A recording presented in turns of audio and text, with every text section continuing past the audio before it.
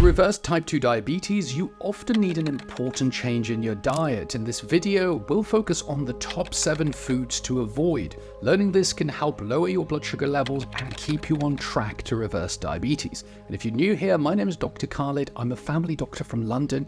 I'll help you make simple lifestyle changes that reverses diabetes and other chronic illnesses. Okay, so let's dive straight in. Number 1 is to reduce your carb intake. One of the major misconceptions people often have is that they think diabetes is only a disease because people eat too much sugary foods, and that you can simply reverse it by just cutting out cakes. Whilst that may help, you see there is a little bit of a misunderstanding there, because there are these things called carbs, which are starch, and when you break starch down, you make sugar. So essentially starch is a long chain of sugar molecules, and it goes inside your body. Your body has these things called enzymes, which act as scissors, and they basically chop it down into glucose, which is sugar. And it's high levels of this glucose which is part of the problem in diabetes. So even if you don't eat any sugary foods, if you're eating starchy food, it can cause a rise in your sugar levels. Okay, so what should you actually do? Well, the very first step is to choose healthier starches. And there is this thing called a glycemic index, and high glycemic score is usually a bad thing. And this is because they get broken down into sugar quickly. And that's sugary things like white bread, potatoes, and ideally you try and avoid these. And things with a low glycemic index are things like brown bread and pasta, whole grain foods, beans, lentils, and those kind of things. They often take a little bit more time for it to be broken down from starch down to the sugar molecule. And because it takes longer to break down, it means you don't get that rapid rise in your blood sugar levels. And these low glycemic index foods can also take a little bit longer to process in your stomach, which can help people feel a little bit fuller. And if you feel full, you eat less, and generally that's good for your health and good for your weight. Now, the caveat to that is that not all low glycemic foods are good for you. For example, chocolate can be a low glycemic food. So it's important that you add it together with a number of different things like exercise, like living a healthy lifestyle. Okay, on to number 2, and that is to avoid bacon and other processed meats. When we talk about processed meats, we're talking about things like salamis, hot dogs, your burgers, bacon. They are deceptively unhealthy. And not only are they linked with a number of cancers, heart disease, type 2 diabetes, but they also tend to be very high in fat and make you gain weight as well. So a general rule of thumb for those kind of things is avoid it as much as you can. Number 3 is avoid microwave meals and takeaways. Often these are high in starch, not the good type of starch. They're high in salts, and that's not good for you. And they're high in sugars as well. And we tend to eat larger portions when we're out because tend to finish the food on our plate, and it's just generally not great for our health. And I have to say, I've seen quite a sharp rise in people using and being dependent on these food delivery apps. We explored this a little bit more in a documentary style video I did a few months ago, and you can click up here to see that.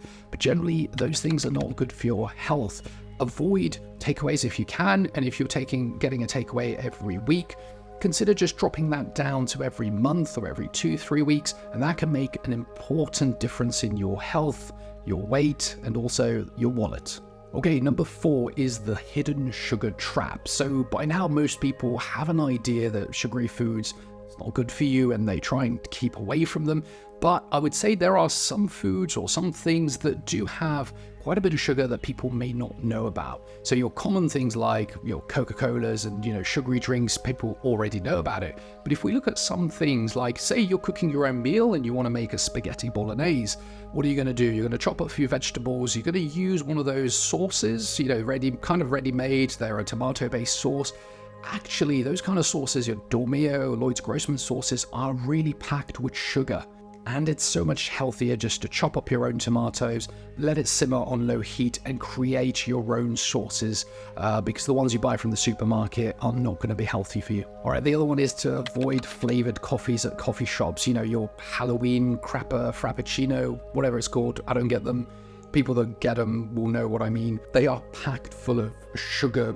They are literally like bucket loads of sugar, so avoid them. There was a study that looked at some of them, and some of the large ones of these drinks can have as much as 11 teaspoons of sugar, so crazy amounts of sugar in those. Other things that have like ninja levels of sugar in them is tomato ketchup and your barbecue sauces and things like that. If you're having a small serving with your chips or your barbecue, they will probably have 1 teaspoon of sugar in there, and you probably won't really notice it because it's not your classic sweet food. So over the course of the day, these can build up. So I always say to my patients, it's important to look at the packaging of the food that you buy, making sure that you're not getting things that are too sugary. And remember, for an adult, it's 30 grams of sugar per day is the maximum. It's not like a target that you have to hit 30. You want to hit under 30 ideally. And just in case you need to visualize that, that's about 7 cubes of sugar. Don't know why that would be helpful, but just in case it is. Number 5 is to avoid unhealthy fats. You see, not all fats are the same. You have some fats that are good, some fats that are bad, some fats that are a little bit in the middle. If you have a look at this table here, you'll see them listed with the types of foods that they are in. And generally speaking, monounsaturated fats are good, and they are nut-based fats. They're found in olive oil, so generally kind of Mediterranean diety kind of stuff. Polyunsaturated fats are also quite good, and they're found in oily fish like salmon. And both of these in moderation and small amounts can be quite good for you. If you overdo it and eat a kilogram of each, then like, what are you doing? Just don't do that. Just have it in small amounts. It'll be good for you. And so you should try and avoid your saturated and trans fats. These are fried food, takeaways, processed foods, kind of things that we've talked about. And these are generally classed as unhealthy fats, and they can make your bad cholesterol go up, and that's your LDL. And too much cholesterol can obviously increase your risk of having lots of problems like stroke, heart disease, and general badness for your body. And although fats don't directly cause a rise in your blood sugar levels, over time, these fats can make you put on weight, they can increase your insulin resistance, and also increase your chance of developing type 2 diabetes. Okay, so number 6 is avoid alcohol. The prevailing thought at the moment in the medical community is probably no level of alcohol is really great for you. It used to be that we used to say try and limit it below 21 units a week for men, and then it's dropped down to 14 units a week. And in the last year, the WHO has released a statement to say they don't think any level of alcohol is actually good for you. So you should ideally try and avoid it if you can. I remember back in the day, about 15 years ago, when I was in medical school, and I talked to my granddad about this. He is a diabetic, and he was a diabetic at the time. And he would speak to his doctor, and his doctor would say, actually, a glass of wine a night it's actually not too bad for you. You should keep up with that, and he would drink it. But actually, the prevailing thought at the moment is it's probably not going to be great for you. And certainly when you're diabetic, alcohol can make a rise in your sugar levels. And also it's really rich in calories, which is not going to be great because you'll put on weight, and that can worsen your diabetes control. And also, if you're on certain diabetes medication or insulin, if you're drinking regularly, you're more at risk of having hypo episodes. These are very low blood sugar levels, which can become very dangerous.